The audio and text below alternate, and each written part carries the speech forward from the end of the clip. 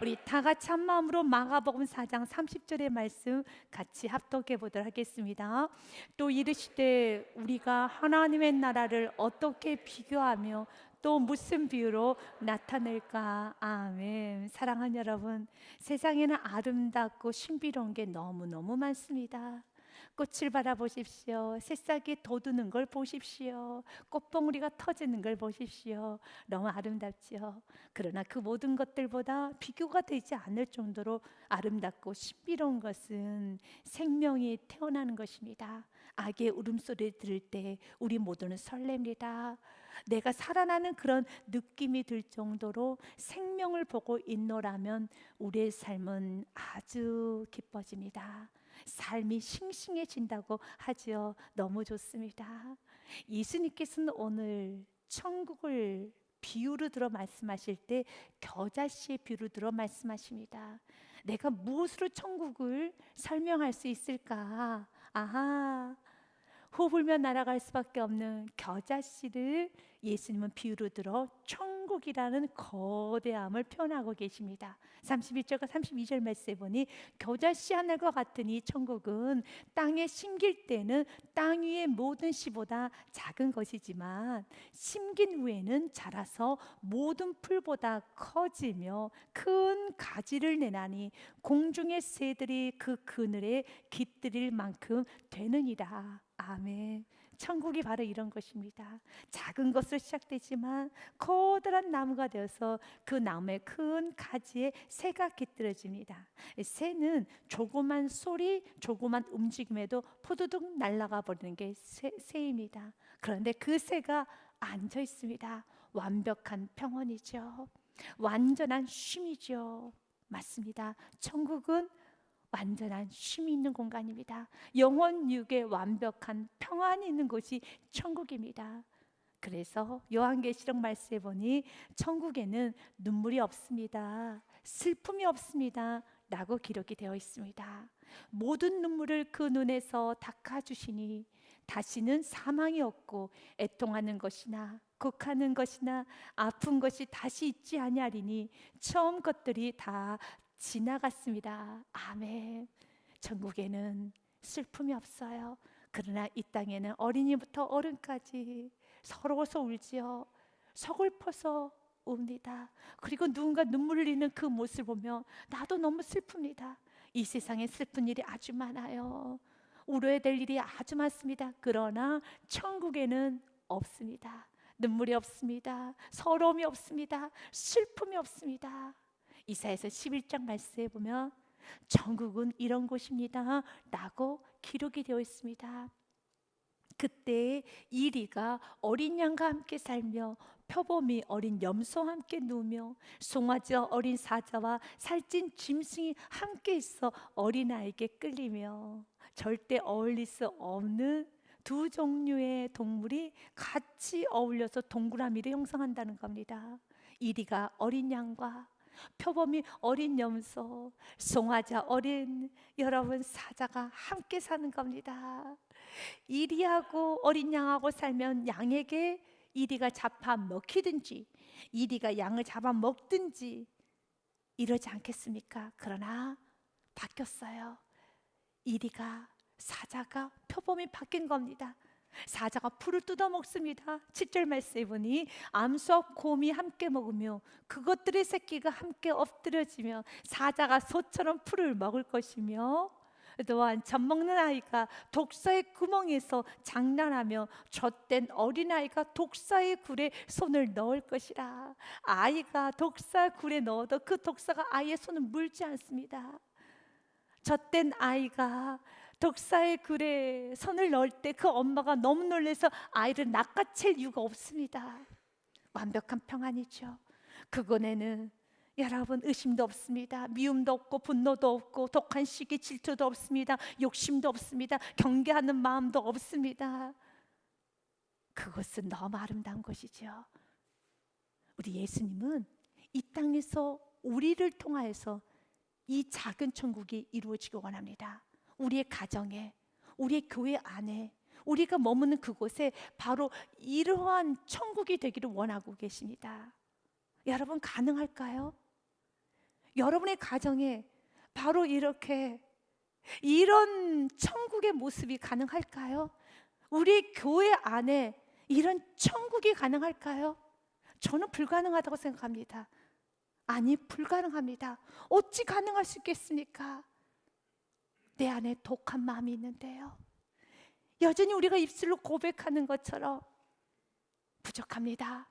연약합니다. 불순물이 있습니다. 내 안에 미움이 있습니다. 증오가 있습니다. 분노가 있습니다. 내 안에 불평이 있습니다. 죄로 인한 상처가 있습니다. 실패로 인한 상처가 있습니다.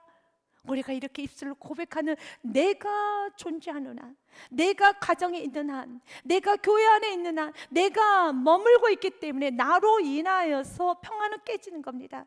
당신으로 인하여 평화가 깨지는 것이 아니라, 당신 때문에 우리의 가정에 화평이 깨지고 분열되는 것이 아니라 나로 인하여 화평이 깨지는 거예요. 나 때문에 천국의 모형이 망가지는 겁니다. 나 때문에 분열이 일어나는 겁니다. 사랑하는 여러분, 인정하셔야 합니다. 우리가 입술로 고백하듯이 나의 부족함을 안다라면, 나의 모함이 있으면 안다라면, 내가 머무는 한 평화가 이루어질 수 없어요. 내가 머무는 한 천국의 모형은 이루어질 수는 없습니다. 그래서 주님께서는 오늘 말씀하시는 겁니다. 이 천국은 나의 힘으로, 나의 노력으로 만들 수 있는 게 아닙니다. 우리가 꿈꾸는 교회, 우리가 꿈꾸는 공동체, 꿈꾸는 가정은 정말 새가 깃들듯이 나로 인해서 쉼이 있는 공간이 되기 원합니다. 그늘이 되기 원합니다. 내가 배경이 되고 내가 그늘이 되어서 나의 가지 위에 수많은 새가 앉아있듯이 내가 그런 사람이 되기 원하며, 누군가 나를 밟고 올라갈 수 있는 디딤돌이 되기 원하고, 그늘이 되기 원하고, 배경이 되기 원합니다. 간절히 원하지만 실제적으로 내가 배경이 되고 내가 디딤돌이 되고, 여러분, 내가 미랄이 되면은 화가 납니다. 드러나고 싶어요. 자존심이 상합니다. 미랄되는 거 원하지 않습니다. 배경되는 거 원하지 않습니다. 그늘되는 것도 원하지 않습니다. 내가 중심의 자리에 앉고 싶고, 내가 드러나고 싶고, 내가 왕이 되고 싶고, 내가 주인이 되고 싶은 마음이, 내 안에 독한 마음이 너무너무 많습니다. 그러나 천국은 그런 것이 아니거든요. 천국은 겨자씨가 땅속에 떨어져서 심겨져서 녹는 곳이 천국이라는 겁니다. 내가 녹아질 때 나무가 자라나요. 내가 녹아질 때 수많은 영혼들이 나로 인하여 쉼을 얻는 겁니다. 이거는 우리의 힘으로 할 수 없죠. 그래서 주님은 오늘 말씀하시는 겁니다. 씨를 심으라는 겁니다. 어떤 씨요? 생명의 씨. 생명은 땅을 뚫고 나오는 것입니다. 나는 땅을 뚫고 나올 수 없지만, 나는 녹아질 수도 없지만, 나는 죽을 수도 없지만, 그러나 생명이 있는 나는, 생명의 말씀을 붙잡고 있는 나는 녹아질 수 있습니다. 우리는 오늘 또 심겨줘야 됩니다. 생명의 말씀을 가슴에 품고 이제는 내가 심어줘야 되는 것입니다. 그래서 주님께서는 오늘 우리들에게 두 가지를 말합니다. 첫 번째는 인정을 하셔야 되는 겁니다. 예수님께서 이 땅에 오셨을 때는 죄인을 구원하시기 위해서 오셨어요. 우리 주님께서는 우리의 부족함을 채워주시기 위해서 오셨습니다. 내가 부족함을 알 때, 내가 인정할 때 우리는 변화가 될 수 있어요. 여러분이 지금 이 모습 그대로 살기 원하십니까? 이 모습 그대로 열매 맺기 원하십니까? 아닙니다. 목사님 정말 싫습니다. 나의 모습 변화되기 원합니다 라고 고백하시니까 맞습니다. 우리가 변화되어야 되겠죠. 변화되기 위해서는 첫 번째로 받아들여야 돼요. 인정을 해야 되는 겁니다. 인정을 하면 주님, 나의 옛 모습대로 살기 싫습니다. 내가 변화되기 원합니다. 나도 바꿔지기 원합니다. 나도 새롭게 되어지기 원합니다 라고 이 말씀을 가슴에 품고 나는 땅속에서 죽어야 되는 겁니다. 난 땅속에서 심겨져야 되는 겁니다. 그럴 때 놀란 열매가 맺어지는 것입니다. 인정은 너무 귀한 거예요. 요한일서 1장 말씀에 보면 주님은 이렇게 말을 합니다. 만일 우리가 우리의 죄를 자백하면 그는 미쁘시고 의로우사 우리 죄를 사하시며 우리를 모든 불의에서 깨끗하게 하실 것이요. 아멘. 우리의 부족함, 우리의 연약함, 우리의 모든 죄를 주님께서 다 깨끗하게 해주십니다. 그러나 전제 조건이 있어요. 자백입니다. 자백을 해야 되는 겁니다. 내가 죄인입니다. 주여, 내가 잘못했습니다. 자백을 해야 되는 겁니다. 우리의 입술로 매일매일 주님 회개합니다. 용서하여 주옵소서. 나는 죄인입니다. 내가 잘못했습니다. 라고 입술의 고백은 하였지만 이 고백이 마음의 고백으로 와야 되는 겁니다. 이 마음의 고백으로 올 때 우리의 삶의 진정 자백이 이루어지죠. 우리가 왜 가정 안에 싸움이 끊어지지 않을까요? 왜 가정 안에 싸움을 할까요? 이유는 당신이 자백을 해. 당신 인정하라고. 자꾸 당신 인정하라고. 이러니 싸움이 끊어지지 않는 겁니다. 우리 주님 오늘 우리에게 말합니다. 아니, 내가 인정하기 원합니다. 내가 자백하기 원합니다. 왜 우리 하나님과의 관계가 회복이 안 될까요? 하나님은 우리가 은혜 내려주옵소서, 주여 다시 은혜로 충만해지기 원합니다 하면 은혜를 쏟아부어 주시는 분이십니다. 예배소서 말씀에 보면 그분은 은혜가 풍성하세요. 그 풍성한 은혜를 우리에게 쏟아부어 주시는 번성을 갖고 계시는 분이 우리의 하나님이시라는 겁니다. 그 사건이 십자가 사건입니다. 우리는 그리스도 안에서 그의 은혜의 풍성함을 따라, 하나님의 풍성한 은혜에 따라 그의 피로 말미암아 속량 곧 죄사함을 받았느니라. 우리가 은혜를 구할 때, 다시 회복되기를 원할 때 주님께서 은혜를 쏟아부어 주십니다. 그런데 왜 우리가 은혜를 받지 못할까요? 왜 회복이 되지 못할까요? 자백을 안 해서 그래요. 인정하지 않아서 그렇습니다. 주님께서 우리의 기도 응답하시기 위해서 오늘 말씀을 통하여 쿡 찔러줬습니다. 그런데 쿡 찔러주시면 또 거부를 합니다. 주여 은혜 내려주옵소서, 내 영혼 회복되기 원합니다 라고 기도했을 때 주님께서 오늘도 말씀으로 나에게 찾아오셔서 쿡 찔러주십니다. 찔러주면 또 거부를 합니다. 인정하지 않습니다. 자백하지 않습니다. 마치 바리새인들처럼요. 요한복음 9장 말씀에 보면 예수님께서는 눈먼 소경의 눈을 띄워주셨습니다. 고침받은 소경은 예수님께 엎드려 절하며 예배합니다. 감사를 표현합니다. 그때 엎드려 예배하는 소경을 향하여, 그 주위에는 많은 사람들을 향하여 예수님 말씀하십니다. 예수님께서 이르시되 내가 심판하러 이 세상에 왔으니 보지 못하는 자들은 보게 하고 보는 자들은 맹인이 되게 하려 함이라 하시니. 맞습니다. 보지 못한다고 하는 자들의 눈을 띄워주신 분이 예수님이십니다. 누가복음 5장 말씀에도 이렇게 기록되어 있습니다. 인자가 온 것은, 예수님께서 대답하여 이르시되 건강한 자에게는 의사가 쓸데없고 병든 자에게라 쓸데가 있나니 내가 의인을 부르러 온 것이 아니라 나는 죄인을 불러 회개시키러 왔노라. 맞습니다. 예수님은 죄인을 구원하시기 위해서 왔습니다. 눈먼 나의 눈을 떠주시기 위해서 왔습니다. 이런 모난 나를 고쳐주시기 위해서 왔습니다. 오늘도 연약한 나를 세워주시기 위해서 오셨습니다. 그런데 예수님의 하신 말씀에 바리새인들이 뒤틀어졌습니다. 바로 눈이 떴다 하는 그 자는 맹인이 될 것이라는 말씀이 뒤틀어진 것입니다. 그래서 바리새인 중에 예수님과 함께 있던 자들이 이 말씀을 듣고 이르되 우리도 맹인인가? 다시 되묻습니다. 그때 예수님 말씀하세요. 예수님께서 이르시되 너희가 맹인이 되었더라면 죄가 없으려니냐? 본다고 하니 너희 죄가 그대로 있느니라. 내가 본다고 하면, 내가 자백하지 아니하면, 내가 인정하지 아니하면 수많은 축복의 말씀은 나하고는 상관이 없게 되는 것입니다. 지금도 사단은 우리들에게 자백하지 못하도록, 인정하지 못하도록 끊임없이 유혹합니다. 변명하게 합니다. 핑계하게 합니다. 합리하게 합니다. 사랑하는 여러분, 너무 멀리 갔다 할지라도 성령님께서 말씀을 통해서 너의 삶은 잘못됐다라고 쿡 찔러 주었더라면 그때 그 말씀을 그대로 가슴에 품고 심으면 되는 겁니다. 그러면 놀랍게 열매가 맺어집니다. 주님께서 하여 주시는 것입니다.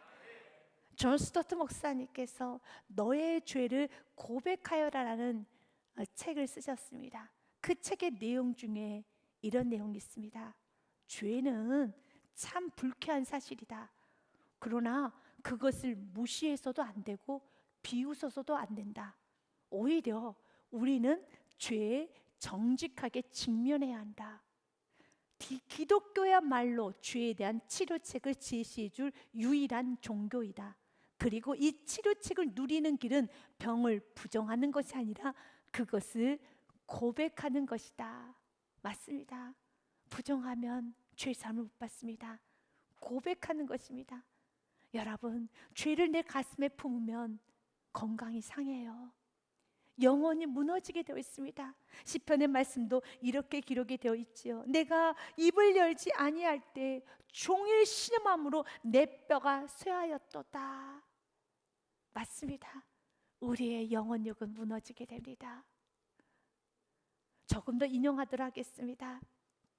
사람들은 죄에 집중하는 것은 건강에 매우 좋지 않은 것이다. 이는 죄책감에 시달리는 신경증 환자의 숫자만 늘릴 뿐이다 라고 말한다.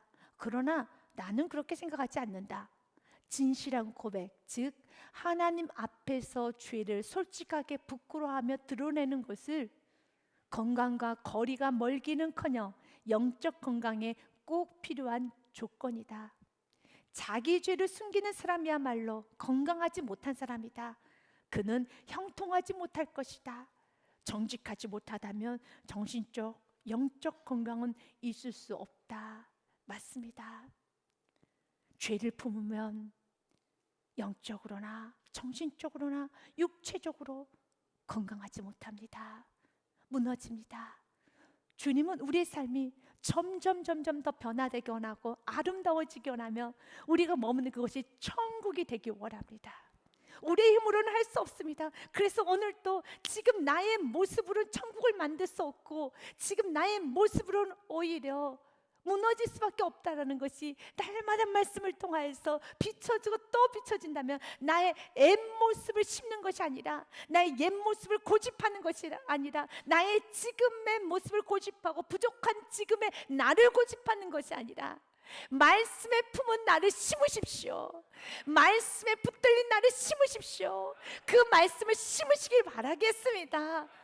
주님께서 오늘 우리에게 너무 놀라운 말씀 허락하여 주십니다. 천국은 겨자씨와 같아. 그러나 그 겨자씨를 심으면 놀랍게 하나님께서 나무가 되게 하여 주시고 그 나무에 큰 가지가 새들이 깃들이는 완벽한 안식과 쉼이 있는 그 아름다운 공동체는 주님이 만드시는 겁니다. 그래서 우리는 오늘 또 심어야 되겠습니다. 그래서 두 번째는 심는 것입니다. 여러분, 심기를 두려워하지 마십시오. 심으면 자라게 하신 분은 주님이십니다.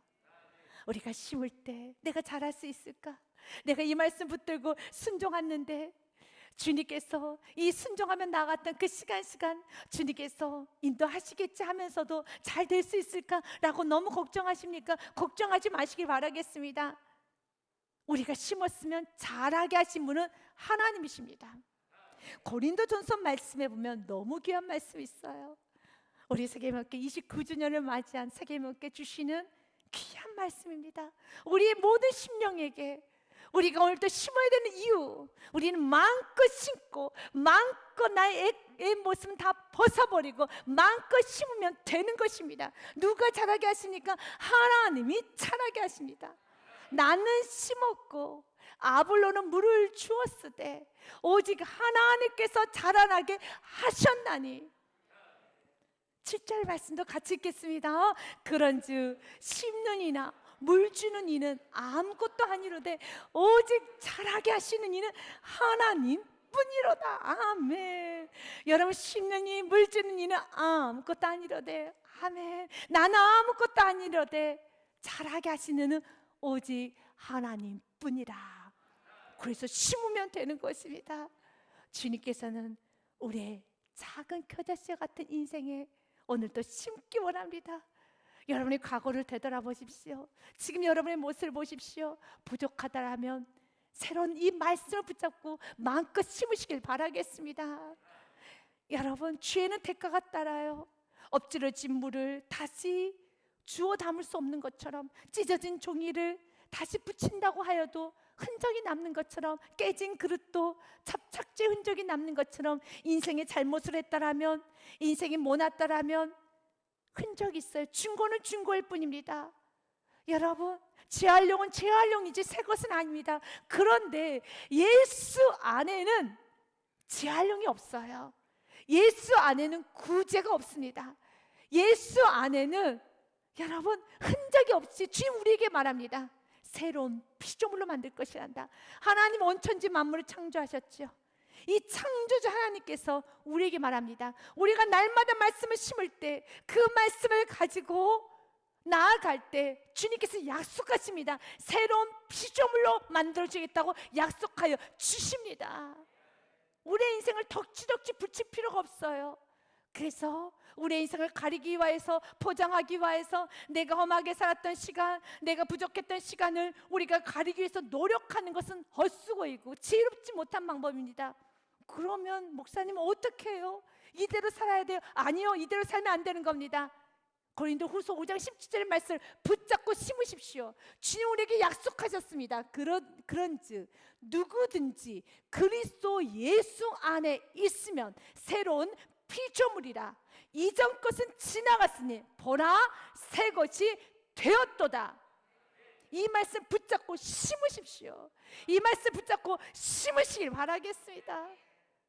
17절의 말씀은 너무 귀해서 한 단어 한 단어에 아멘으로 응답하기 원합니다. 누구든지입니다.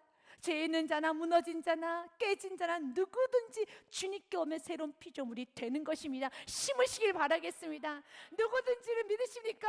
아멘. 그리스도 안에 있으면 아멘. 새로운 피조물이라 아멘. 이전 것은 지나갔으니 아멘. 보라 새 것이 되었도다. 아멘. 아멘만 하시길 바라겠습니다. 우리가 심으면 누가 자라게 하십니까? 심으면 누가 자라게 하십니까? 하나님이 자라게 하십니다. 우리 고린도전서의 말씀을 다시 한번 선포하며 나아가기 원합니다. 자라게 하시는 분은 오직 하나님 뿐이라. 아멘. 우리 말씀 보겠습니다. 고린도전서의 말씀 다시 한번 읽겠습니다. 우리 고린도전서의 말씀 3장 6절과 7절 말씀. 나는 심었고 아볼로는 물을 주었으되 오직 하나님께서 자라나게 하셨나니. 3장 7절 말씀도 우리 믿음으로 하나님이 자라게 하십니다. 나는 아무것도 아니로되 하나님만이 자라게 하십니다. 같이 읽겠습니다. 그런즉 심는 이나 물 주는 이는 아무것도 아니로되 오직 자라게 하신 이는 하나님뿐이라. 아멘. 나는 아무것도 아니고 자라게 하신 분이 있습니다. 그래서 마음껏 심으십시오. 그분께서 자라게 하여 주십니다. 씨가 땅속에 심겨질 때 그 씨가 잘 자랄까? 내 기도가 응답받을 수 있을까? 정말 열매를 맺을 수 있을까? 여러분 걱정 많지요? 그래서 시편의 말씀처럼 울며 씨를 뿌리기도 합니다. 그러나 반드시 기쁨으로 단을 거두게 됩니다. 눈물로 흘리며 씨를 뿌리는 자는 기쁨으로 거두리로다. 울며 씨를 뿌리러 나가는 자는 반드시 기쁨으로 그 곡식단을 가지고 돌아오리로다. 아멘. 반드시 주님께서 자라게 하여 주십니다. 씨는 생명이 있기 때문에, 생명이 있는 씨는, 말씀을 붙들고 했던 기도는, 말씀에 붙잡혀서 했던 그 작은 순종은 여러분 그 씨보다 60만 배나 더 무거웠던 그 땅의 무게를 뚫고 나오는 것처럼 씨는 생명이 있기 때문에 나의 작은 기도, 이 씨가 나무가 되기까지 우리는 그 과정을 볼 수 없어요. 그 땅속을 들여다볼 수가 없어요. 이것이 하나님의 법칙입니다. 땅속에 있는 그 씨가 도대체 살아있는 거야, 죽은 거야? 그 씨가 눈에 보이지도 않습니다. 콕 박혀 땅속에 들어가 있죠. 그러나 그 씨는 생명이 있기 때문에, 그 씨는 생명이 있기 때문에 반드시 기쁨으로 단을 거두리로다. 반드시 우리가 심으면, 믿음으로 심고 말씀 붙잡고 기도하였고 말씀 붙잡고 순종하였다면 반드시 거둡니다. 반드시 자라서 나무가 됩니다.